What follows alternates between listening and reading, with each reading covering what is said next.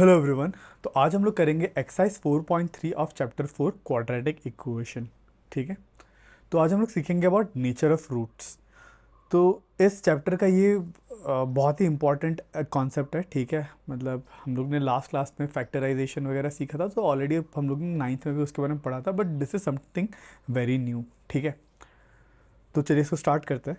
तो एक quadratic equation का जनरल फॉर्म क्या होता है? जनरल फॉर्म होता है A X square plus B X plus C equals to zero. ये क्या होता है? General form. ठीक है। एक इंडियन साइंटिस्ट थे, ठीक है, उनका नाम था श्रीधराचार्य। तो उन्होंने एक फार्मूला निकाला था कोई भी क्वाड्रेटिक इक्वेशन का रूट्स निकालने का। वो हम मतलब जो पुराना एनसीईआरटी बुक में था, मतलब वहाँ पे हम लोग वो सीखते भी थे, बट न्यू सिलेबस के हिसाब से उन्होंने वो वाला चैप्टर ही हटा दिया। ठीक है, बट वो चैप्टर हटा दिया, बट वो फार्मूला हम लोग यूज़ ज़रूर कर रहे हैं। ठीक है, तो उस फार्मूले से ही, वो फार्मूला क्या था, वो फार्मूला निकालने का फार्मूला था X equals to minus B plus minus under root B square minus 4ac divided by 2a। ठीक है, ये फार्मूला आप कोई भी क्वाड्रेटिक इक्वेशन में डाल लो। ठीक है, आपको वो क्वाड्रेटिक इक्वेशन का वो रूट्स दे देगा। ठीक है, इसे कहते हैं श्रीधराचार्य फार्मूला। इसका डेरिवेशन वगैरह बुक में दिया हुआ नहीं है। अगर आप फिर भी आप चाहते हो कि ये कैसे आया जाने, तो आप कमेंट कर देना, मैं अलग से इसके लिए वीडियो बना दूंगा इसको डिराइव कराने के लिए। बट डेरिवेशन चाहिए नहीं, डेरिवेशन। ठीक है, और बुक में भी दिया हुआ नहीं है। ठीक है, ऐसा होता है, बस एनसीईआरटी सेइंग दिस जस्ट ऐसा होता है, बस समझो, हाँ यही होता है। ठीक है, तो this is the root of any quadratic equation, इस फॉर्मूले से मिलता है। ठीक है, अब देखें प्लस माइनस। इस प्लस माइनस का मतलब क्या होता है?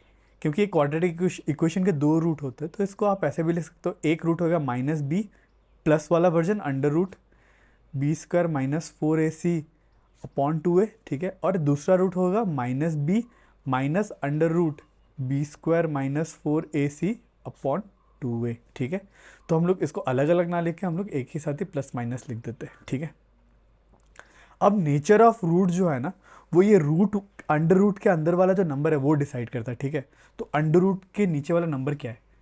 B square minus 4ac। ठीक है, इसको हम लोग कहते हैं डिस्क्रिमिनेंट भी कहते हैं। ठीक है, याद रखना डिस्क्रिमिनेंट, ये डिस्क्रिमिनेट करता है। ठीक है, रूट्स के नेचर के बारे में, इसीलिए इसका नाम ही डिस्क्रिमिनेंट रख दिया गया है। ठीक है, अब देखो इसके तीन केस बन सकता है। केस वन, पहला case, B square minus 4ac greater than zero, कोई भी पॉजिटिव नंबर हो। केस टू, अरे case two, B square minus 4ac equals to zero हो जाए। या फिर case three, B square minus 4ac less than zero बन जाए। ठीक है, नेगेटिव बन जाए। ठीक है, अब ये तीन केसेस ही मतलब डिसाइड करता है कि नेचर ऑफ रूट होता क्या है। ठीक है, जैसे केस वन, अगर ज़ीरो है, ठीक है, अगर कोई भी डिस्क्रिमिनेंट अगर ग्रेटर देन ज़ीरो है, तो उस केस में नेचर ऑफ रूट्स क्या बनेगा? रियल। ठीक है, रियल रूट्स रहेंगे। और एक नेचर रहता है, उसके रूट्स जो होता है डिस्टिंक्ट होता है, डिस्टिंक्ट रूट। ठीक है, ये होता है केस वन के केस में, जब B square minus 4ac positive होता है। जब नेगेटिव होता है, नेगेटिव के केस में क्या होता है? जो रूट रहता है रियल ही रहता है। ठीक है, रियल रूट ही रहता है। और जो रूट होता है वो डिस्टिंक्ट नहीं, इक्वल, इक्वल रूट्स बन जाता है, इक्वल रूट। ठीक है, इक्वल रूट क्या होता है मैं आपको समझा रहा हूँ। बट थर्ड केस में, इस केस में क्या हो जाता है? नो रियल रूट, इसमें रियल रूट नहीं रहता है, नो रियल रूट। ठीक है, और ये इक्वल डिस्टिंक्ट आपको बोलने का ज़रूरत नहीं है।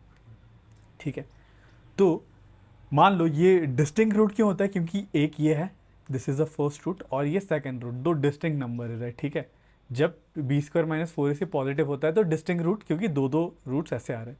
बट अगर जब जीरो हो जाता है, ठीक है, जीरो आते ही ये दोनों टर्म, ये वाला जीरो हो गया, ये वाला जीरो हो गया, तो इधर पे बचा माइनस बी अपॉन टू है, इधर पे भी माइनस बी अपॉन टू है। तो वो क्या बन गया? दोनों इक्वल रूट, मतलब माइनस बी अपॉन टू ए ही इक्वल, मतलब दो रूट पर इक्वल रूट बन जाता है। ठीक है, इसीलिए इस केस में equal root. But third case में, अगर B square minus 4ac negative हो गया, तो अंडर रूट के अंदर कभी नेगेटिव नंबर आ सकता है क्या? नहीं आ सकता ना, तो इसीलिए वो रियल नंबर नहीं रहेगा, वो कॉम्प्लेक्स नंबर या फिर इमेजिनरी नंबर बन जाता है, जिसके बारे में हम लोग 11th में सीखेंगे। बट अभी के लिए बस आपको यही जानना है कि अंडर क्यों किया, अगर बी स्क्वायर माइनस फोर से नेगेटिव हो गया तो ये वाला पूरा टर्म नेगेटिव हो जाएगा, स्क्वायर रूट के अंदर वाला टर्म, पर स्क्वायर रूट के अंदर वाला टर्म नेगेटिव नहीं हो सकता, ठीक है, अगर हो गया तो वो इमेजिनरी नंबर हो जाता है, इसलिए उसके कोई रियल रूट नहीं रहता है, ठीक है। इस केस में रूट्स क्या हो जाएंगे, नो रियल रूट्स, ठीक है।